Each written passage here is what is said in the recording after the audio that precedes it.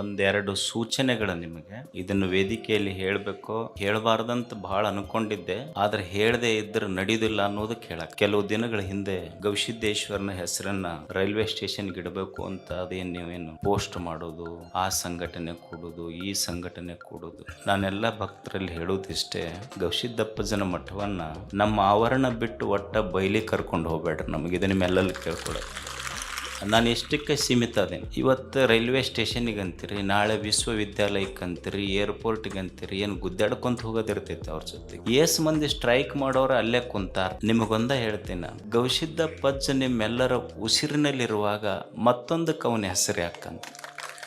ಎಂದು ಇದು ಕೊನೆ. ಇನ್ಮೇಲೆ ನಾ ಯಾವ ಭಕ್ತರಿಗೆ ಈ ವಿಷಯದಲ್ಲಿ ಹೇಳುವುದಿಲ್ಲ. ಎಂದು ಗವಿಸಿದ್ದಪ್ಪಜ್ಜನ ನಿಮ್ಮ ಭಕ್ತಿ ನನಗೆ ಗೊತ್ತೈತಿ, ಅದಕ್ಕೆ ಹೆಸರಿಡಬೇಕು, ಇದಕ್ಕೆ ಹೆಸರಿಡಬೇಕು, ಆ ಪೋಸ್ಟ್ ಮಾಡಬೇಕು, ಈ ಪೋಸ್ಟ್ ಮಾಡಬೇಕು. ನೀವು ಪೋಸ್ಟ್ ಮಾಡೋದಿಲ್ಲ, ನಮ್ಮನ್ನು ಪೋಸ್ಟ್ ಮಾರ್ಟಮ್ ಮಾಡ್ತಿರೋದ್ರಾಗ ಅಷ್ಟೇ. ಸೊ ಅದನ್ನು ಮಾಡಬೇಡ್ರಿ. ಎರಡನೇದು, ನನ್ನ ಮೇಲೆ ನಿಮ್ಗೆ ಬಹಳ ಅಭಿಮಾನ ಇರ್ಬೋದು, ಪ್ರೀತಿ ಇರ್ಬೋದು. ಗವಿಮಠವನ್ನ ಇನ್ನೊಂದು ಮಠದ ಜೊತೆ ಹೋಲಿಸುವುದು, ಗವಿಮಠದ ಸ್ವಾಮಿಗಳನ್ನ ಇನ್ನೊಂದು ಮಠದ ಸ್ವಾಮಿಗಳ ಜೊತೆ ಹೋಲಿಸುವುದು, ಕಂಪ್ಯಾರಿಸನ್ ಮಾಡೋದು, ಅದಕ್ಕೊಂದು ಪೋಸ್ಟ್ ಹಾಕೋದು, ದಯವಿಟ್ಟು ಇದನ್ನೆಲ್ಲ ಮಾಡಬೇಡಿ.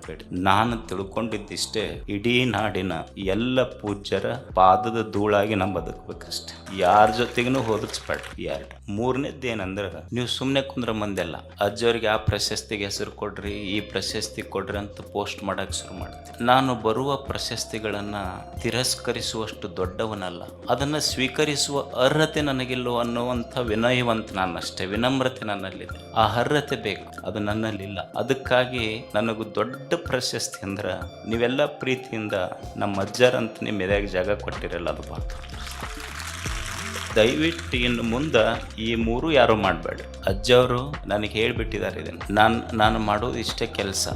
ಏನು ಅಂದ್ರೆ, ಒಂದು ಪೂಜಾ, ಓದು ಮತ್ತು ಸೇವೆ. ನನಗೆ ಆ ಜಾತಿ, ಈ ಧರ್ಮ, ಆ ಧರ್ಮಗಳ ಗಲಾಟೆಗೂ ಕರ್ಕೊಂಡು ಹೋಗ್ಬೇಡ್ರಿ. ನನ್ನ ಧರ್ಮ ಮತ್ತು ನನ್ನ ಧರ್ಮದ ಪರಿಭಾಷೆ ಏನು ಅಂದ್ರೆ, ಲವ್ ಆಲ್ ಸರ್ವ್ ಆಲ್. ಇದು ನನ್ನ ಧರ್ಮದ ಪರಿಭಾಷೆ ಅಷ್ಟೇ.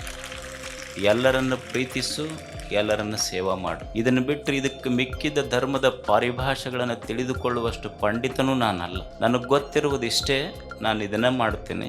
ಇದನ್ನು ಬಿಟ್ಟು ದಯವಿಟ್ಟು ನನಗೆ ಯಾವ ಹೊರಗೂ ಕರ್ಕೊಂಡು ಹೋಗ್ಬೇಡ. ನನಗೆ ಅಜ್ಜರು ಹೇಳ್ಯಾರ, ನಾನು ಎಲ್ಲಿ ನನ್ನ ಶಿಕ್ಷಣ ಸಂಸ್ಥೆಗಳಲ್ಲಿರಲಿ, ಮಠದಲ್ಲಿರಲಿ, ಪತ್ರಿಕೆಯಲ್ಲಿರಲಿ, ನನ್ನ ಫೋಟೋ ಎಲ್ಲಿ ಹಾಕಿಲ್ಲ. ನಾನು ಮಠದಾಗಿರೋದು ಅಜ್ಜರ ಫೋಟೋ ಒಂದೇ ಗದ್ದಿಗೆ.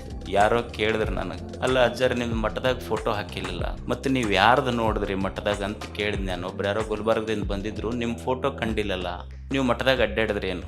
ಅಡ್ಡಾಡ್ದೆ. ಯಾರ್ದು ಕಂಡತ್ ನಿಮ್ಗೆ? ಅಲ್ಲಿ ಗುರುಗಳು ಶಿವಶಾಂತವೀರ ಸ್ವಾಮಿಗಳ್ದು ಕಂಡದ್ದು. ಅಲ್ಲ ಮನ್ಯಾಗ ಫೋಟೋ ಯಾರು ಇರ್ತಾವ, ಮಾಲಾಕರು ಇರ್ತಾವ, ಆಳ ಮಕ್ಕಳ ಫೋಟೋ ಯಾರು ಹಾಕಿರ್ತಾರೆ? ಯಾರೂ ಹಾಕೋದಿಲ್ಲ.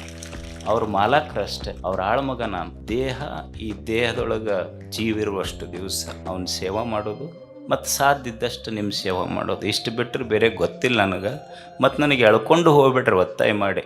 ಅದಕ್ಕೆ ನನ್ನ ಭಾವನೆಗಳನ್ನು ನೀವು ಅರ್ಥ ಮಾಡಿಕೊಡ್ರಿ ಅಷ್ಟೇ. ಯಾಕಂದರೆ ಸಮಾಜ ಬಹಳ ಸೂಕ್ಷ್ಮವಾಗಿ ಹೋಗ್ತಾ ಇದೆ. ನನಗೆ ಹೊರಗಿನ ವಿಷಯಗಳಲ್ಲಿ ಆಸಕ್ತಿ ಇಲ್ಲ. ತಮಗೆಲ್ಲ ಧನ್ಯವಾದ.